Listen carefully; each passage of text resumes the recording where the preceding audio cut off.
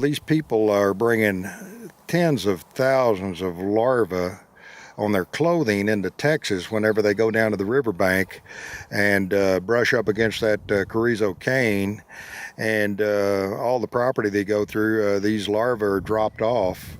The larvae then get on a plant and then get on our white-tailed deer. Consequently, there's a tick zone that runs all the way from Del Rio to Brownsville, and the USDA and the Animal Health Commission have tick riders that try to catch this livestock coming across the river and get it caught. So people, though, are still coming, and there's been some properties that have come into quarantine miles off the river that even had high fences where the livestock and the deer could not infect it. That were affected because of the human trafficking and the people coming through bringing those larvae. So another disease, pyroplasmosis, transmitted by a tick. We actually, I personally feel like that tick showed up, that infected tick showed up coming in on people's clothing out of Mexico. Hoof and mouth disease is on the horizon. A lot of these people are coming from countries that have hoof and mouth disease, and that would be devastating for the United States livestock industry if hoof and mouth disease shows up in the United States. And it's a big concern because a lot of these people that are sneaking in here could have that virus on their tennis shoes. That's a huge concern for us. It would be absolutely devastating to the United States agriculture industry if that disease shows up. And there's a multiplicity of other diseases. Swine flu can be transmitted from people to the swine industry. Most recent, within the past couple of years, there's been diseased animals come through our Trans-Pecos. Horses being brought in with pyroplasmosis out of Mexico, and cattle being brought in to be sold at markets in Texas that are Mexican origin cattle that actually have brucellosis. That could affect our brucellosis-free status here in Texas down the road if it's not contained and stopped. Yeah, and then the human side of it with scabies and TB. A multiplicity of diseases, measles, chicken pox. These women and children, given the vouchers, more or less released into our society, is they're not tested for TB before they're released into our society. Once they get here, the amount of damage that they do. Property damage is staggering, and if you'll look at the fences south of the checkpoint, there's a 12-mile stretch there where the ranchers along the highway cannot run cattle on their ranch because those fences are constantly being destroyed on a daily basis.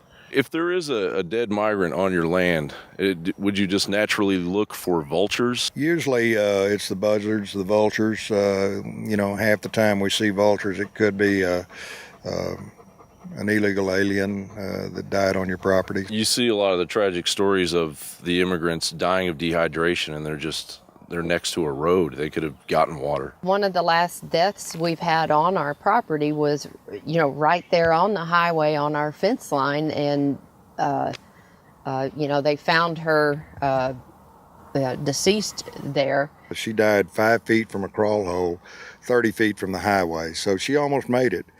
She had one sock on her foot, $3 in her pocket, and a little Spanish Bible, and that was it. I would in fact make sure that we immediately surge to the border. A woman accused in Mexico of several murders and body dismemberments, even removing victims' hearts, is arrested in El Paso. She was wanted for 5 murders in Juarez. She's also suspected of being involved in several other killings. Investigators say she crossed illegally into the U.S. and was operating on behalf of the gang Artistas Asesinos, or assassin artists. The FBI says Pineda was known for extreme brutality, dismembering bodies, removing hearts, and placing the hearts in front of Santa Muerte statues. Did you move too quickly to roll back some of the executive orders of your predecessor? Rolling back the policies of remain in Mexico, sitting on the edge of the Rio Grande in a muddy circumstance with not enough to eat. I make no apologies for that. Why are you waiting to take executive action on the border? Because we need more forces on the border. I don't have the authority to do that. Should the president take that executive action? Needs to be looking at executive orders. The president needs to be looking at executive orders. Under Joe Biden, the United States has become nothing less than a massive dumpster for the world's prison populations. Countries such as Venezuela are known to be emptying out their prisons and their mental institutions, and they're sending them to America. They're happy to let our open border be the solution to their problems and their responsibilities. And as the great unknowns wash in, Americans are being murdered at an astounding pace. Laken Riley in the state of Georgia was murdered allegedly by an undocumented Venezuelan migrant. Was there a breakdown in the system? So, Margaret... First of all, let me say that we don't use the term illegal immigrants. The 5 men in the van that hit and killed a motorcyclist from Fort McCoy last weekend were all undocumented immigrants.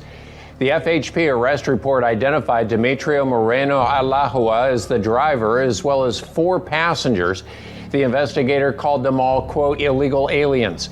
They're accused of hitting the 74-year-old and leaving him, instead running away. So our complainants got home from the grocery store. They were unloading groceries, the whole family. These men came out from the side of the yard, approached them. One had a rifle, one had a pistol, put guns to their heads, ended up shooting the father, mid-40s-year-old man, in the foot. To add treason to injury, Joe Biden has secretly flown 320,000 illegal immigrants from Latin American airports to 43 U.S. cities, while U.S. Customs and Border Protection is refusing to identify which cities they are landing in. This after FOIA litigation revealed the Biden administration's utilization of the CBP-1 cell phone scheduling app. According to journalist Todd Bensman, under these legally dubious parole programs, aliens who cannot legally enter the country use the CBP-1 app to apply for a travel authorization and temporary humanitarian release from those airports. The parole program allows for 2-year periods of legal status during which adults are eligible for work authorization. This all in an effort to break America, hollowing out the working poor and the middle class while gradually bankrupting the welfare benefit systems funded by the U.S. taxpayers. So last summer, New York State offered to help by launching a $25 million migrant relocation program, paying an entire year's rent for every migrant family that chooses to move out of the city. The problem is New York's suburban communities don't want them. I'm here to speak on behalf of the poor, the elderly, who are struggling because of the issues that you deal with and how you deal with them. If we look at Denver with 40,000 immigrants, and we think that they cost $1,000 a month for housing, it's going to be $480 million for 1 year. That's just at $1,000, and I don't think you can get housing for that. If you feed those people 40,000 at $200 a month per person, I don't think that's possible today. If any of you have gone to the grocery store, that's 96 million in a year. We are headed for a tsunami. And once the hotels, free food, and money runs out, untold chaos is the only possible outcome and intention. John Bound reporting for Infowars.com. While other networks lie to you